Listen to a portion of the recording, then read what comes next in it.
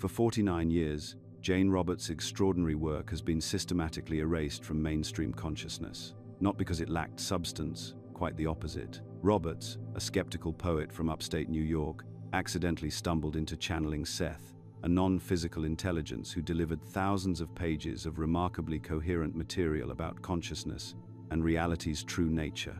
What made this so dangerous? Seth's message eliminated humanity's greatest control mechanism, the fear of death. Through meticulously documented sessions spanning 2 decades, Roberts revealed consciousness as primary and eternal, making physical death merely a transition between states of being. This wasn't mystical speculation, it was detailed, practical information about how awareness operates beyond bodily existence. Academic institutions ignored it, religious establishments dismissed it, media outlets buried it. Why? Because when people understand consciousness survives death, traditional power structures crumble. Fear-based compliance disappears when you realize your essence is indestructible. Roberts died in 1984, but her revelations about what actually awaits every soul remain more relevant than ever. What she discovered changes everything about how we understand existence itself. For thousands of years, humanity has been caught between 2 carefully constructed prisons of the mind. The first prison told you that death leads to eternal judgment, behave, obey, or burn forever. The second prison, dressed in the white coat of scientific authority, whispered that death is simply lights out, your consciousness nothing more than brain chemistry destined for the void. Both narratives serve the exact same function. They keep you controllable through fear of what comes after. Let's start with how organized religion weaponized the afterlife. Picture this: you're a medieval peasant, working brutal hours for scraps while watching nobles feast in castles. What keeps you from revolt? The promise that your suffering here earns rewards in heaven, but only if you accept your station without question. Challenge the system, and you face not just earthly punishment, but eternal damnation. This wasn't accidental theology.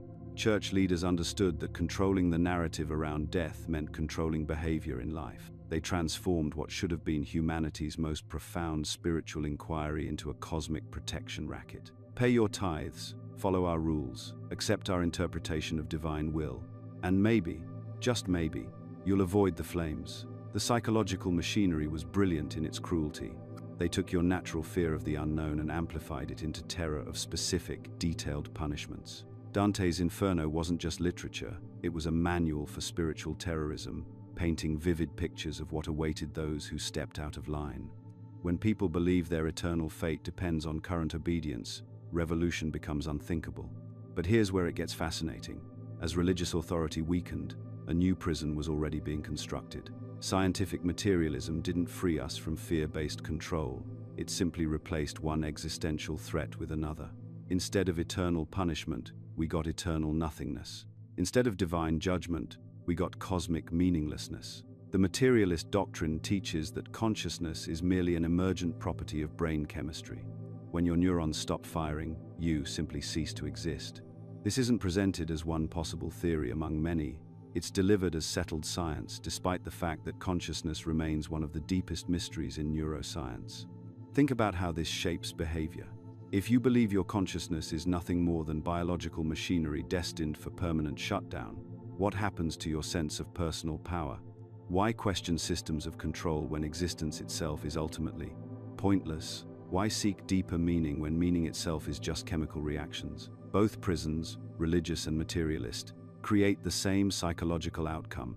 They make you dependent on external authorities for understanding your own nature. The church says you need their salvation. Science says you need their explanations for everything that matters. Neither encourages you to look within for answers about your own consciousness and what it might be capable of. This programming begins before you can even walk. Religious children learn about heaven and hell through bedtime stories that are actually sophisticated psychological conditioning. Secular children absorb materialist assumptions through educational systems that present consciousness as a mere biological accident. Both groups learn that death is either something to fear or something that renders everything meaningless. Watch how death is portrayed in media and culture. It's either a terrifying Judgment Day scenario or a tragic ending that makes life feel fragile and desperate. When did you last see a movie or read a book that portrayed death as a natural transition to expanded awareness? When did mainstream education ever suggest that consciousness might be something more than brain activity? Governments have always understood this dynamic intuitively. Populations who believe in their own inner authority, who see themselves as eternal consciousness temporarily focused in physical form, are essentially ungovernable. They can't be controlled through fear of punishment or promises of reward because they recognize their own inherent power and worth. This is why we created the Insights Academy newsletter, a place to share the knowledge that's been systematically filtered out of mainstream channels. When you join, you'll also receive our free digital copy of the Kybalion, one of the foundational texts for understanding consciousness beyond material limitations. Jane Roberts' work was particularly dangerous to established power structures because it offered direct access to expanded awareness without requiring belief in external authorities. Seth didn't demand worship or obedience. Instead, the material suggested that every individual consciousness has access to profound wisdom and creative power. This makes people fundamentally ungovernable by traditional means. Consider how this plays out in modern society. We're surrounded by algorithmic filtering and cultural programming that continues this ancient tradition of controlling death narratives. Social media algorithms suppress content about consciousness research, near-death experiences, or alternative perspectives on what awareness might actually be. Academic institutions marginalize researchers who explore consciousness beyond brain-based models. The pattern is consistent across centuries. Any teaching that empowers individuals to understand their own consciousness without external mediation gets suppressed, ridiculed, or co-opted. Mystery schools were driven underground. Mystical branches of major religions were marginalized by their own institutions. Indigenous wisdom traditions were systematically destroyed by colonizing forces who understood that people connected to their own spiritual authority couldn't be easily dominated. This isn't ancient history. It's happening right now.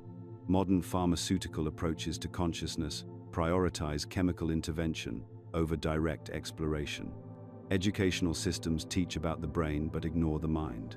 Mental health frameworks focus on adjustment to existing social structures rather than questioning whether those structures serve human consciousness. The result is generations of people who feel disconnected from their own deepest nature, dependent on external validation, and afraid of the one experience that every human being will eventually have. We've been trained to see death as either cosmic punishment or cosmic meaninglessness, when it might actually be the Cedis. Key to understanding what consciousness really island. People who don't fear death cannot be controlled through traditional means. They make decisions based on inner guidance rather than external pressure. They question authority naturally because they recognize their own inherent worth. They create rather than merely consume because they understand themselves as creative consciousness, not biological accidents. This is why Jane Roberts' material remained buried for decades, and why it's surfacing now. The old control systems are breaking down, and humanity is ready to reclaim its understanding of what consciousness actually is and what death might really represent. When Seth first began speaking through Jane Roberts in the 1960 seconds, one of his most revolutionary teachings shattered everything we'd been conditioned to believe about death. He didn't speak in riddles or religious platitudes. Instead, he described death with the matter-of-fact clarity of someone explaining how to wake up from a dream, because that's essentially what it island. Picture this: you're deeply asleep, experiencing a vivid dream where you're completely absorbed in that dream reality. Then you wake up. Your consciousness doesn't struggle or fight to leave the dream. It simply shifts to a broader state of awareness. The dream body dissolves, but you, the dreamer, remain fully intact. This is precisely what Seth described as the death process, except the dream you're waking up from is physical life itself. Seth explained that consciousness doesn't reside inside your body like water in a container. Instead, your body serves as a focusing mechanism. Imagine it as a lens that narrows your infinite consciousness down to a single, intense point of experience. When that lens is set aside at death, your vision doesn't go dark. It expands exponentially. You don't lose awareness, you gain access to dimensions of consciousness that were always there but filtered out by the limitations of physical perception. The moment of death itself, according to Seth, involves no pain in the actual leaving. Any suffering comes from the body's condition before death, not from consciousness departing. He described it as effortless, like stepping out of a heavy coat you've been wearing so long you forgot how light you could feel without it. The consciousness simply lifts away, and suddenly you're operating from what Seth called your true state of awareness. But here's where it gets fascinating, and where Seth's teachings diverge dramatically from traditional religious doctrine. In this expanded state, you don't immediately encounter some cosmic authority figure ready to judge your earthly performance. Instead, you experience exactly what you believe you're going to experience. This isn't because you're hallucinating or deluded. It's because belief is the fundamental blueprint of reality, both in physical life and beyond it. If you've lived your entire life believing you'll meet St. Peter at the pearly gates, that's precisely what you'll encounter initially. Your consciousness, now unbound by physical limitations but still carrying your belief patterns, creates that exact experience. The believer finds themselves in heavenly realms that match their expectations perfectly. Those who expect judgment face tribunals that feel absolutely real. People convinced they'll be reunited with deceased relatives find themselves in joyful family gatherings. Even those who expect nothing get exactly that. They might experience a gray silence or a void-like state that matches their materialist expectations. Seth emphasized that atheists aren't punished for their disbelief. They simply experience the logical extension of what they thought would happen. But here's the crucial point that organized religion never wanted you to understand. These experiences are temporary. They're like decompression chambers that allow consciousness to gradually adjust to its expanded state.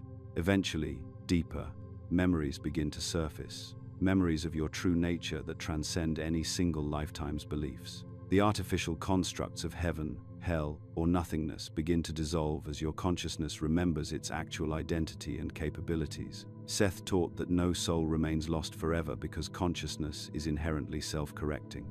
It's like a river that naturally flows toward the ocean. Even if temporarily blocked or diverted, it eventually finds its way. Guides and helpers appear to assist this transition, but they're not external authorities. They're often aspects of your own greater self or souls who've chosen to specialize in helping others navigate these transitions. The life review process that many near-death experiencers describe isn't the cosmic judgment session that religions portray. Instead, it's an integration experience where you view your recently completed life from multiple perspectives. You experience how your actions affected others, not to be punished, but to understand the full complexity of your choices. You see the threads of cause and effect, the missed opportunities, and the moments where you transcended your limitations. It's education, not condemnation. What emerges from Seth's teachings is perhaps the most liberating concept imaginable. You are your own teacher and judge. No external authority determines your fate or assigns your next experience. Your free will doesn't end at death, it expands dramatically. You gain access to a much broader range of choices about your continued development and experience. This understanding completely transforms death from humanity's greatest fear into what it actually is, a natural transition to a more expanded state of being. When you truly grasp that consciousness is primary and indestructible, that your beliefs shape your experience, and that you retain complete autonomy over your continued existence, death loses its power to terrorize and control you. The implications of this knowledge extend far beyond personal comfort about mortality. When you understand that consciousness continues and that you're responsible for your own spiritual development, you can't be controlled by threats of eternal damnation or promises of salvation through submission to earthly authorities. Seth's revelation strips away the artificial drama that's been built around death and reveals it as the natural, painless transition it actually island. Your consciousness, which was never truly confined by your physical form, simply returns to its natural state of expanded awareness, carrying with it all the wisdom and growth gained from its focused physical experience. This is why Jane Roberts' work had to be suppressed. Once you understand death as consciousness expansion rather than termination, the entire control structure built on death-based fear collapses. You become impossible to manipulate because you know that your essential self is eternal, powerful, and ultimately free. Picture yourself looking through a keyhole at a vast cathedral, then declaring you've seen the entire building. That's essentially what we do when we think of ourselves as single souls moving through one life at a time. Seth's teachings reveal something that fundamentally challenges everything we've been told about identity, reincarnation, and what we actually are. You are not one soul, you never were. What you call yourself, this personality reading these words right now, is actually one expression of a vast, multidimensional intelligence that exists far beyond the boundaries of linear time. Seth describes this as your entity, or energy essence. Imagine it as a living field of consciousness so expansive that it can project multiple versions of itself into different realities simultaneously. Think of a tree. You've been taught to believe you're the entire tree, living one life, then dying. then becoming a new tree somewhere else. But Seth reveals you're actually one branch on an atlas.com enormous tree that's alive right now. While you're here reading this, other branches of your same essential self are growing simultaneously, some in different time periods on Earth, others in completely different realities, and some in forms of existence we can't even imagine from our current perspective. This isn't metaphorical poetry, according to Seth's detailed explanations through Jane Roberts. These are actual, concurrent expressions of your larger identity. Right now, as you process these words, another aspect of your multidimensional self might be living as a healer in ancient Egypt, a child learning to walk on a planet in another galaxy, or even a completely different form of consciousness in a reality where physical matter operates under entirely different principles. The reason you're not aware of these other expressions comes down to the brain's necessary limitations. Your physical brain is designed to focus on this particular reality, this specific timeline, this individual expression. It's like a radio that can only tune to one station at a time to avoid chaos and confusion. The brain creates what Seth calls the ego, not in the Freudian sense, but as a focusing mechanism that maintains the illusion of singular identity so you can function in this particular dimension. But here's where it gets fascinating. These aren't past and future lives in the way we typically understand them. Time doesn't govern the soul the way it governs the body. What we call past lives and future lives are actually happening now, in what Seth terms simultaneous time. From the perspective of your larger identity, the monk in medieval Tibet, the space explorer on a distant world, and you reading this are all present moment expressions of the same consciousness cluster. Seth explains this through the concept of probable selves, versions of you that split off at every major decision point. Remember that time you almost moved to another city but decided to stay? Well, another probable version of you did make that move and is living that reality right now. These aren't fantasies or possibilities. They're actual expressions of your consciousness exploring different probability lines. The implications are staggering. Every major choice creates a branching point where your consciousness explores multiple outcomes simultaneously. The version of you that took that different job, married that other person, or chose an entirely different life path isn't just imaginary. It's a real aspect of your multidimensional self living out that probability in a parallel reality. Jane Roberts herself experienced this directly. During some Seth sessions, she would become aware of other versions of herself, Jane the nun in a different century, Jane the mother of 5 children in an alternate probability, Jane who never developed psychic abilities but became a traditional novelist. These weren't past life memories or future visions, but simultaneous awareness of her other expressions. Now here's the crucial point about death. When your physical brain stops functioning, you don't go somewhere foreign. You return to your natural state of expanded awareness where you remember all your expressions. It's not like meeting friends after a long trip. It's like a drop of water returning to the ocean. You're still you, but suddenly aware of the vast body of consciousness you've always been part of. This is why Seth insists that death brings awakening rather than judgment. There's no external authority evaluating your performance because you're returning to your own larger identity that has been experiencing countless expressions simultaneously. The monk, the healer, the space explorer, the version reading this, they're all you, and in death, you remember the full scope of your existence. Consider how this transforms our understanding of the afterlife. It's not a destination, but a return to full context. Imagine you've been intensely focused on reading a single page of a vast book, so absorbed that you forgot the book existed. Death is like looking up and remembering not just the entire book, but the entire library you're part of, and realizing you've been reading multiple books simultaneously all along. Seth describes these different expressions as operating on different frequencies of consciousness. Just as radio waves of different frequencies can occupy the same space without interfering with each other, your various expressions exist on different vibrational levels of reality. Death is one way of tuning back to the source frequency where all stations play simultaneously. This understanding completely reframes what awaits every soul. You're not going to be reunited with your multidimensional self. You are your multidimensional self, temporarily focused through the lens of physical existence. Death simply removes that lens, allowing you to perceive the full spectrum of your being that was always there. The monk in Tibet, the healer in ancient times, the explorer among stars, they're not your past or future. They're your now, experiencing reality through different focal points of the same infinite consciousness that you are. And when this particular focus ends, you don't lose yourself. You expand back into the magnificent, multi-dimensional being you never stopped being. This is why understanding death as consciousness expansion rather than termination changes everything, because you're not preparing for an ending, but for a remembering of your true, unlimited nature. When Jane Roberts first channeled Seth's teachings about the afterlife, she encountered something that challenged every religious and spiritual framework she'd ever known. The afterlife wasn't a destination, it was a mirror. And what it reflected back wasn't your good deeds or sins, but the raw substance of your consciousness itself. Here's what Seth revealed that made theologians uncomfortable. The moment you die, you don't arrive at some cosmic judgment hall or pearly gates. Instead, your consciousness immediately begins creating your experience based on whatever beliefs, fears, and expectations you're carrying. This isn't metaphorical. Seth described it as a mechanical process, as reliable as gravity, where thought becomes form instantaneously. Think about this practically.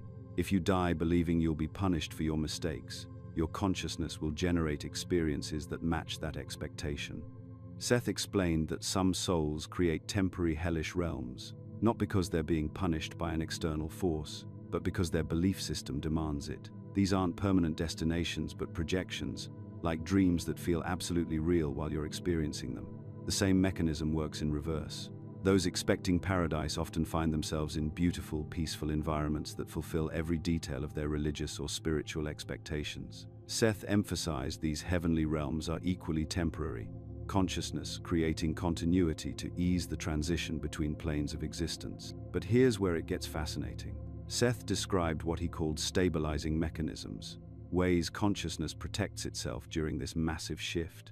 Many souls initially recreate familiar environments from their physical life. You might find yourself in your childhood bedroom, a favorite landscape, or even sitting in your living room, completely unaware you've died. These aren't illusions imposed from outside, but protective projections your own consciousness generates while deeper memories and abilities gradually surface. I remember reading one of Seth's sessions where he described a woman who spent what seemed like weeks in her grandmother's kitchen after death, slowly remembering who she really was beyond her most recent personality.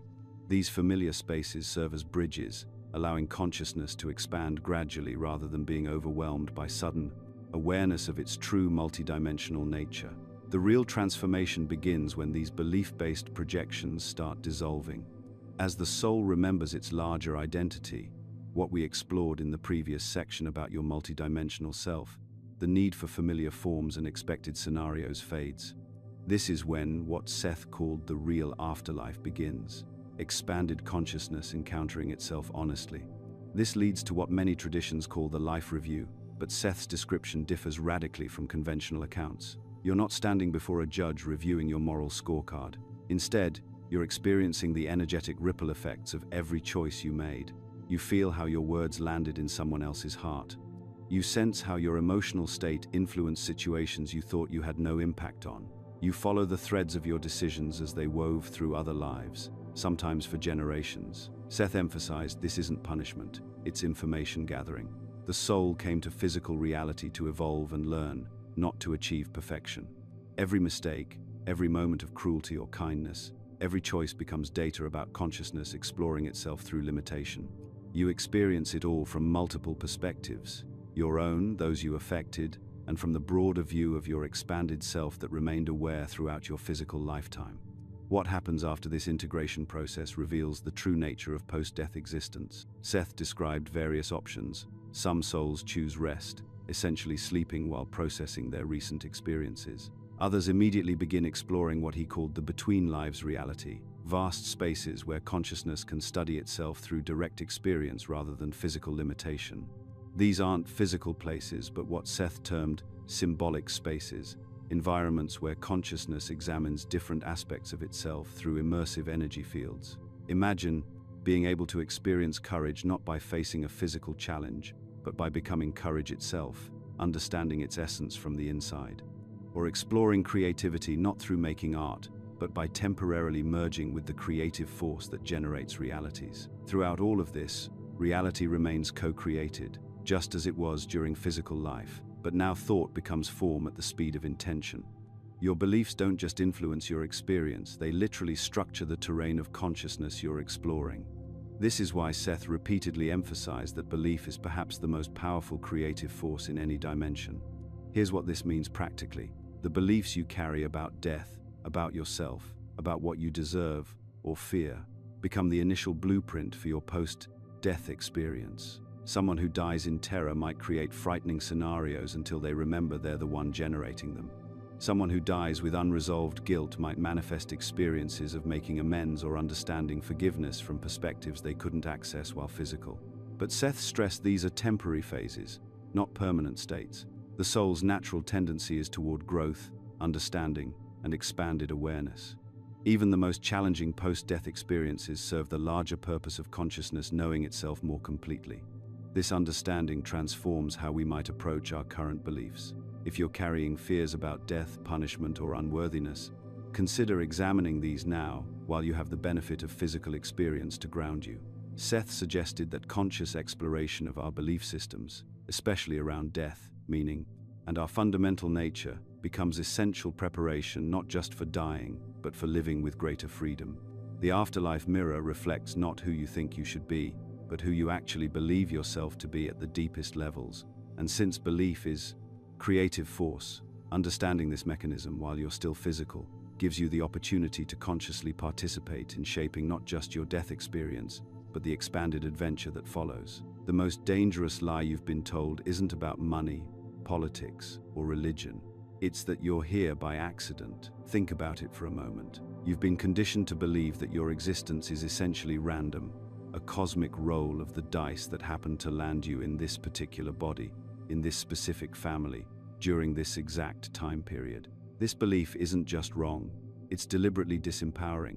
When you think your life is accidental, you become a victim of circumstances rather than the architect of your experience. But according to Seth's teachings through Jane Roberts, nothing could be further from the truth. You didn't stumble into this life. You chose it with the precision of a master craftsman selecting tools for a specific project. Before you had a name, before you spoke your first word, before you even took your first breath, you existed as an expanded version of yourself, what Seth calls your entity or larger self. From this broader perspective, you could see the full spectrum of possibilities available for incarnation.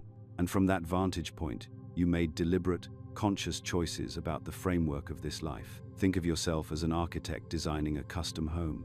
You didn't randomly throw together blueprints and hope for the best. You carefully selected the foundation, the structural elements, the challenges that would test the building's integrity, and the opportunities for expansion. You chose your parents not because they were perfect, but because they would provide exactly the emotional and psychological terrain you needed to explore specific themes of consciousness. That difficult relationship with your father, you selected it before birth because your soul wanted to understand forgiveness, boundaries, or perhaps the transformation of inherited patterns, the creative talents that seemed to flow through you effortlessly. Those were intentional gifts you gave yourself to explore the joy of creation and self-expression. Even your deepest struggles, the addictions, the heartbreaks, the failures that have shaped you, these weren't cosmic punishments but chosen challenges designed to crack you open in ways that would ultimately reveal your authentic power. Now, this doesn't mean every detail of your life was predetermined like some cosmic screenplay. Seth makes clear that you chose the major themes, the primary relationships, and the core learning opportunities, but how you navigate these experiences remains entirely up to you. You set up the curriculum, but you're still writing the answers to the test. The beauty of this system is that forgetting was part of the plan. You deliberately chose to incarnate without conscious memory of making these choices because remembering too easily would rob the experience of its transformative power. When you rediscover a truth about yourself or break through a limiting pattern, the impact hits with the force of genuine revelation rather than mere intellectual understanding. It's the difference between being told about the taste of chocolate and actually letting it melt on your tongue. This forgetting and remembering cycle explains why certain insights feel like coming home to yourself, why some truths land in your body with a resonance that goes beyond logic. You're not learning something new, you're recognizing something you already knew at a deeper level. But you're not navigating this journey alone. Seth describes soul groups, the clusters of consciousness that repeatedly choose to incarnate together across different timelines and dimensions. These are the souls you recognize instantly, the people who feel familiar even when you've just met them. Sometimes they incarnate as your closest allies, the friend who sees your potential even when you can't, the romantic partner who challenges you to grow, the mentor who appears exactly when you need guidance. Other times, these same souls take on more challenging roles. The boss who triggers your authority issues, the family member who pushes every button you have, the competitor who forces you to discover your own strength. These aren't random encounters, but collaborative contracts made between lives. Before incarnating, you literally sat down together, metaphorically speaking, and agreed, in this lifetime, I'll play the role that helps you learn about standing up for yourself, and in another lifetime, you'll do the same for me.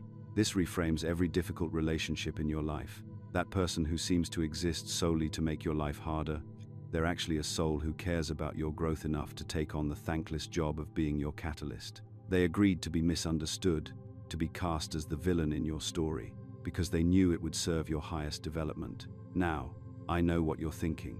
What about genuine suffering? What about trauma, abuse, devastating loss? How can we say souls choose these experiences? Seth addresses this directly, and his answer is both challenging and liberating. The soul doesn't seek comfort, it seeks depth. Your larger self isn't interested in easy lessons, but in transformative experiences that expand consciousness in ways that simply aren't possible through pleasant circumstances alone. This doesn't mean suffering is good, or that we should seek it out, but it does mean that even our most painful experiences were chosen by the part of us that could see their ultimate value for our soul's evolution. Think about your own life. Haven't your greatest breakthroughs often come wrapped in your most challenging experiences? The relationship that broke your heart but taught you about your own worth. The career failure that forced you to discover a path more aligned with your authentic self. The health crisis that made you completely restructure your priorities. These weren't accidents, but precisely calibrated experiences designed to crack open aspects of yourself that couldn't be accessed any other way. The consciousness you develop in this life directly affects your future choices. When you consciously work with your patterns instead of unconsciously repeating them, you complete certain lessons and move on to new ones. This is why awareness work isn't just about feeling better in this life. It's about evolving the trajectory of your soul's journey across multiple dimensions of existence. Here's where this gets really powerful. If you chose this life, you have the authority to choose how to live it. You're not a victim of your circumstances, but the author of your experience. Those limiting beliefs about what's possible for someone like you, they're not truth, they're just part of the challenge you set up to overcome. The roles others have assigned you, the family scapegoat, the responsible one, the one who never quite measures up, these were never your true identity, but simply costumes you agreed to wear until you were ready to take them off. Your soul didn't incarnate to play it safe or to fulfill other people's expectations. You came here to remember who you really are and to express that authentic self regardless of external approval or disapproval.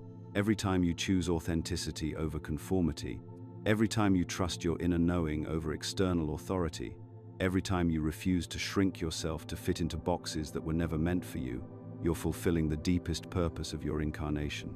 This is why Jane Roberts' work was banned for nearly 5 decades. When people understand that they chose their lives, they stop accepting limitations imposed by others. They stop waiting for permission to live authentically. They recognize their own authority and start making choices aligned with their soul's true desires rather than society's expectations. You are not here by accident. You are here by design, your own design, and that changes everything. Here's something that will shake you to your core. If even half the population truly understood what Jane Roberts revealed about death and consciousness, the entire structure of modern civilization would collapse overnight, not through violence or revolution, but through mass non-compliance. People would simply stop participating in systems built on their ignorance of their own eternal nature. Think about it.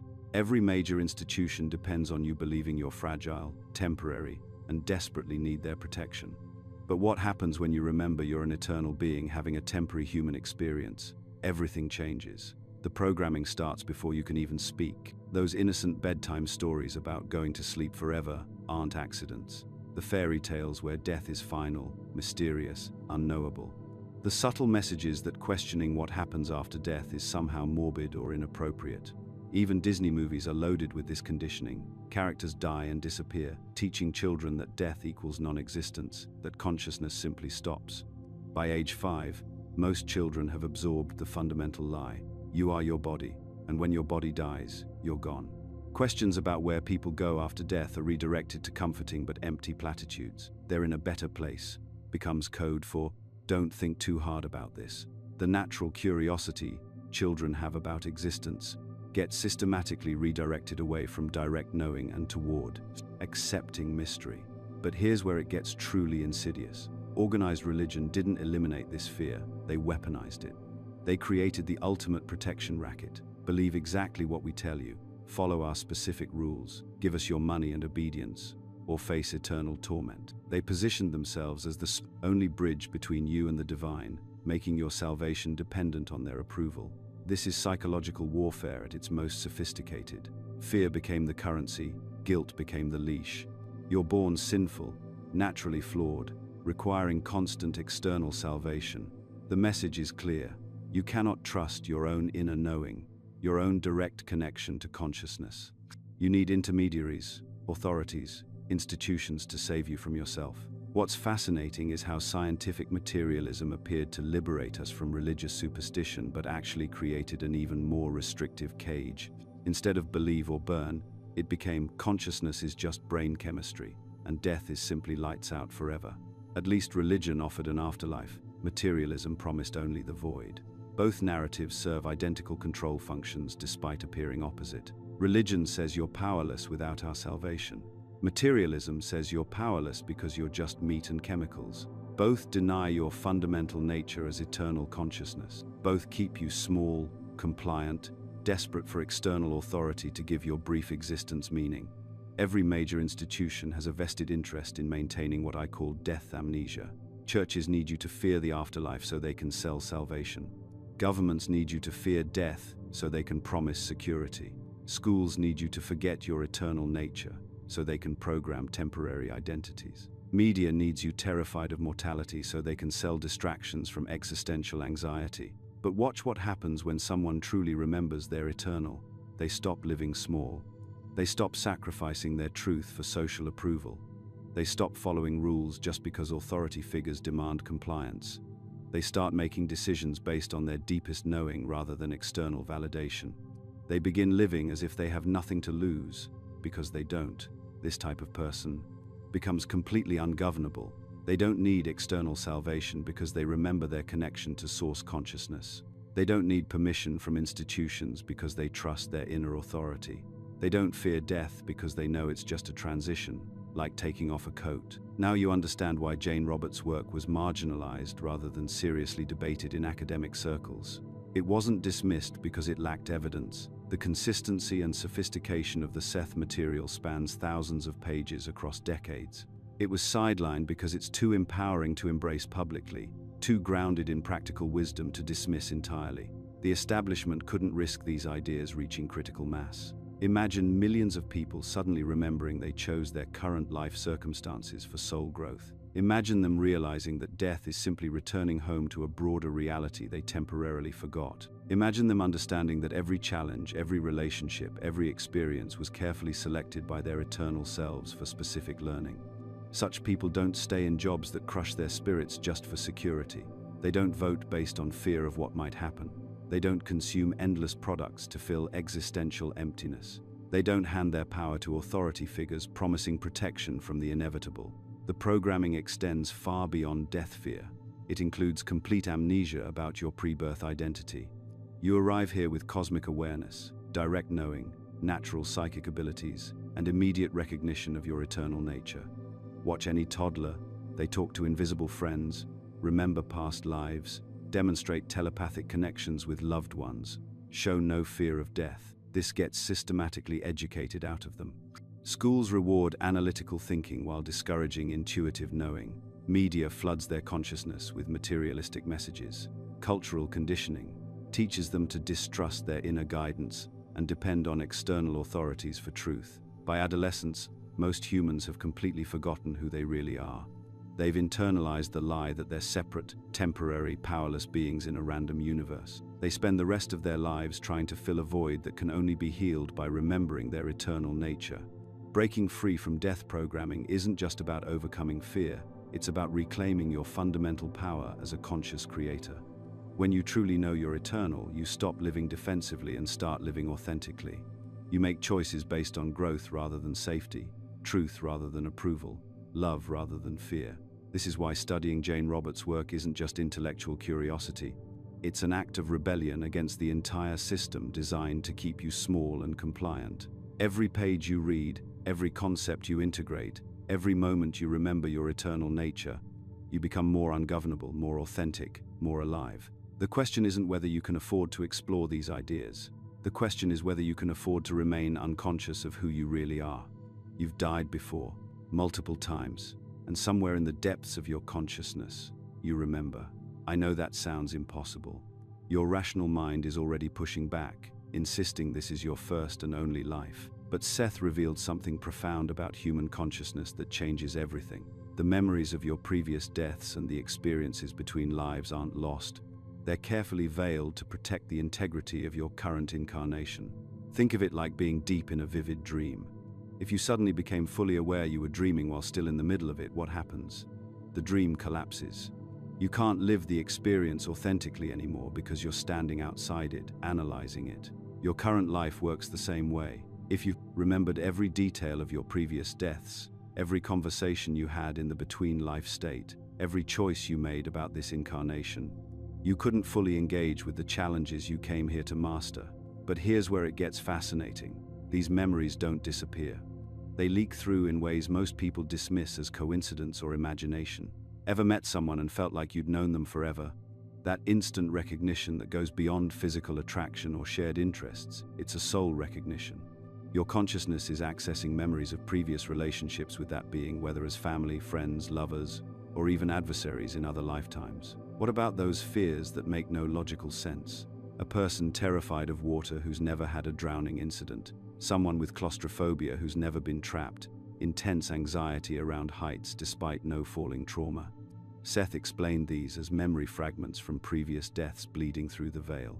Your consciousness remembers even when your current personality doesn't understand why.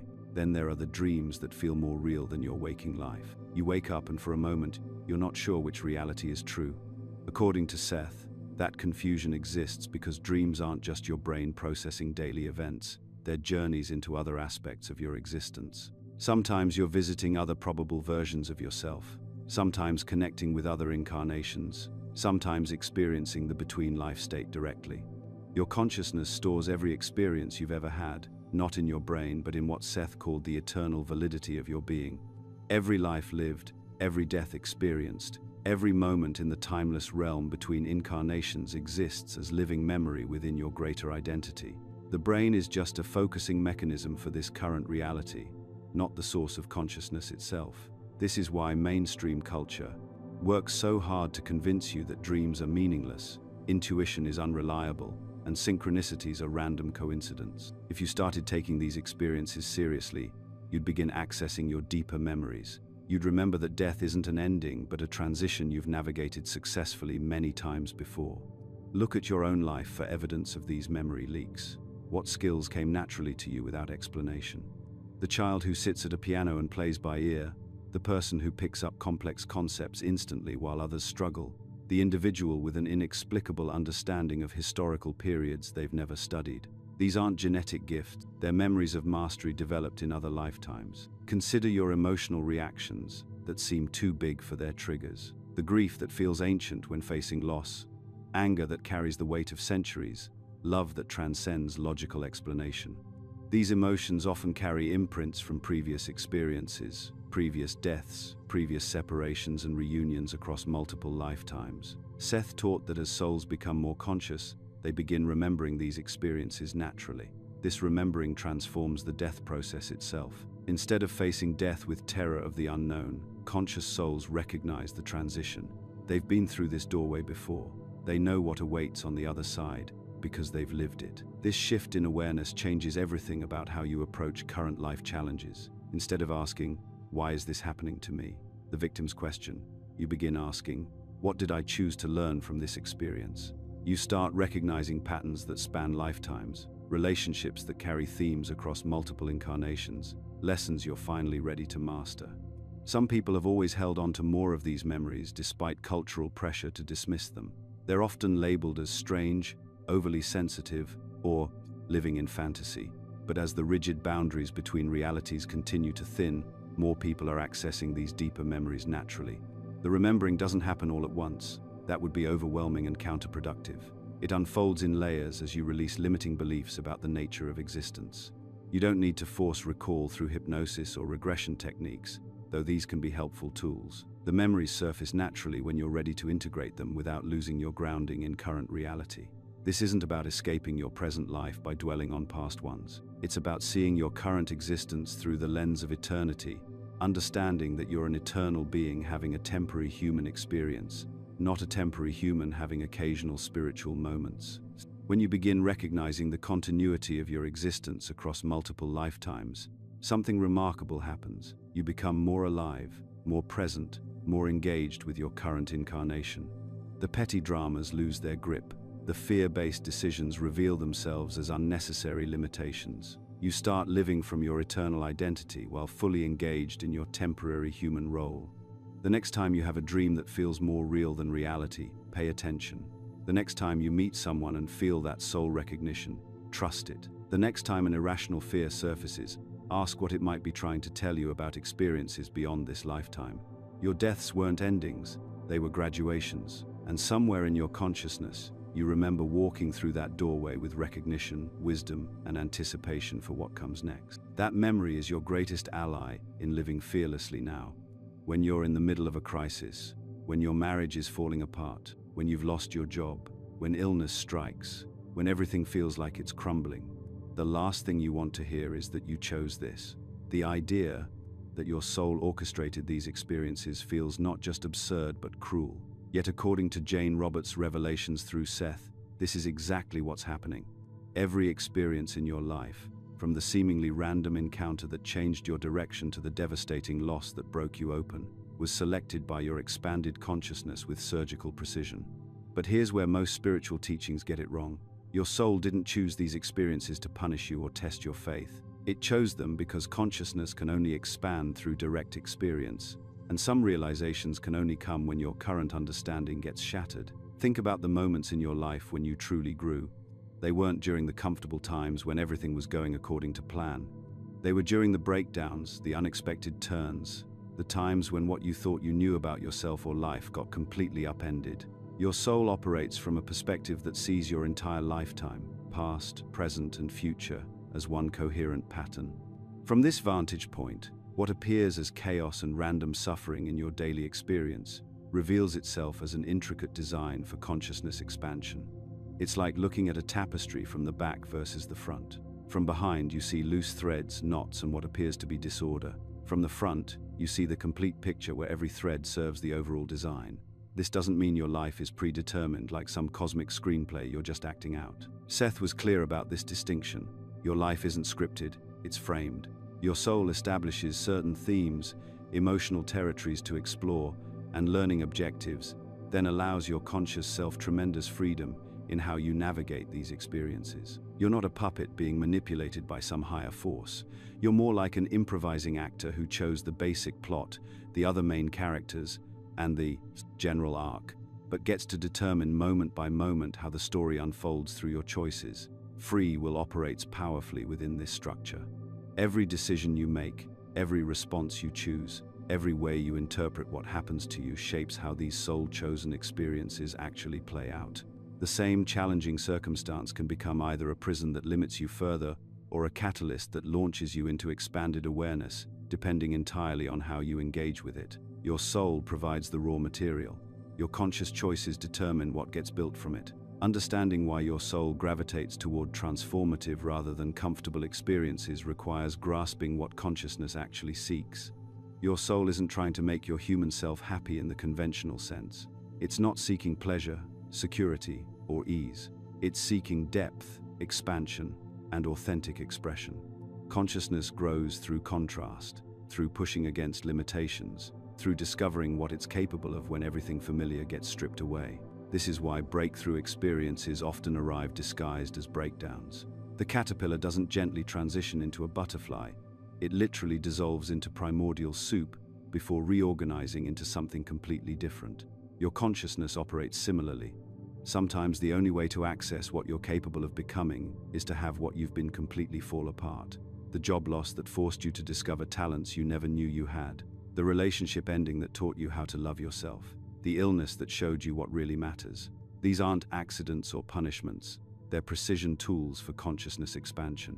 Growth happens when something breaks, not just external circumstances, but internal limitations, the beliefs about what's possible for you, the stories about who you are and what you deserve, the assumptions about how life works. When these structures get challenged or destroyed, space opens for something larger to emerge. What you thought would destroy you becomes exactly what was needed to reveal who you actually are beneath all the conditioning and limitations. This reframes the entire concept of purpose. Most people think purpose means finding some external mission or achievement that validates their existence. But according to these teachings, your purpose is much more fundamental. It's about becoming who you already are on the deepest level through direct experience. It's about embodying the qualities, understanding, and expression that your soul came here to develop. Every experience that moves you toward more authentic self-expression, regardless of how it looks from the outside, serves this deeper purpose. The profound implication is that your soul doesn't judge your life by conventional measures of success or failure. It doesn't care if you made a lot of money, impressed other people, or lived up to social expectations. What matters is how fully you experienced your incarnation, how deeply you felt, how honestly you examined your patterns and limitations, how willing you were to wake up to the fact that you're not just experiencing your story, you're writing it through every choice you make. This creates an interesting paradox. The more aligned you become with your soul's intentions, the less you need external validation for your choices. When you understand that every experience serves your expansion, you can make decisions based on what feels authentic and growth-promoting rather than what looks good to others or fits conventional definitions of success. You begin to trust that inner knowing that guides you toward experiences that might not make logical sense but feel deeply right. Most people will never reach this level of understanding. They'll remain convinced that life is happening to them rather than through them, that they're victims of random circumstances rather than consciousness exploring itself through carefully chosen experiences. They'll stay distracted by surface-level concerns, numbed by entertainment and consumption, never questioning why they chose this particular lifetime with its specific challenges and opportunities. But those who do remember, those who recognize the intelligence behind their experiences, can begin living as their soul always intended. They can stop fighting their growth and start cooperating with it. They can see challenges as invitations rather than punishments. They can make choices from alignment rather than fear. And most importantly, they can take conscious responsibility for writing the rest of their story with full awareness of their power as the architect of their own experience. This understanding changes everything about how you approach your remaining time in this incarnation, which is exactly what we'll explore in our final section. Here's the thing about death that changes everything once you truly understand it. It's not the opposite of life. It's the pause between movements in a symphony you've been playing for eons. And once this truth settles into your bones, the entire architecture of fear that's been running your life begins to crumble. Think about how much of human behavior is driven by the terror of endings. We cling to relationships that have run their course, stay in jobs that drain our souls, avoid taking risks that could transform us, all because somewhere deep down, we believe that loss equals annihilation. But what happens when you know, not think, but know that you've walked through the door of death countless times before? What happens when you realize it's as familiar as coming home after a long journey? The control mechanisms that have shaped civilization start losing their grip. Governments, religions, corporations, even well-meaning family members, they all rely on your fear of the unknown to keep you manageable. Promise heaven, threaten hell, dangle security, warn of disaster. But when death becomes a trusted companion rather than a terrifying stranger, these external authorities lose their power to direct your choices. What emerges in that space is extraordinary. You stop asking permission to be who you really are. You stop arguing for your limitations, stop playing small to make others comfortable, stop running races that were never yours to begin with. Because when you know you're eternal, temporary opinions about your choices become just that, temporary. This isn't about becoming reckless or dismissive of consequences. It's about operating from a completely different foundation. Instead of trying to get life right, you start remembering who's looking through your eyes. The personality, the identity, the story you've been telling about yourself. These become one page in a much larger book, not the entire novel. From this perspective, every challenge becomes sacred rather than random. That heartbreak that nearly destroyed you, it was your soul's precise invitation to crack open your capacity for compassion. The betrayal that shattered your trust, it was designed to teach you to trust yourself first. The loss that brought you to your knees, it was clearing space for something your limited vision couldn't have imagined. When you remember your past deaths, when you feel the precision of your soul's choices, something fundamental shifts in how you move through the world. You stop thinking about the soul as some distant, mystical concept, and start feeling it move within you. This is where everything begins, not in your head, but in that felt sense of your own eternal nature.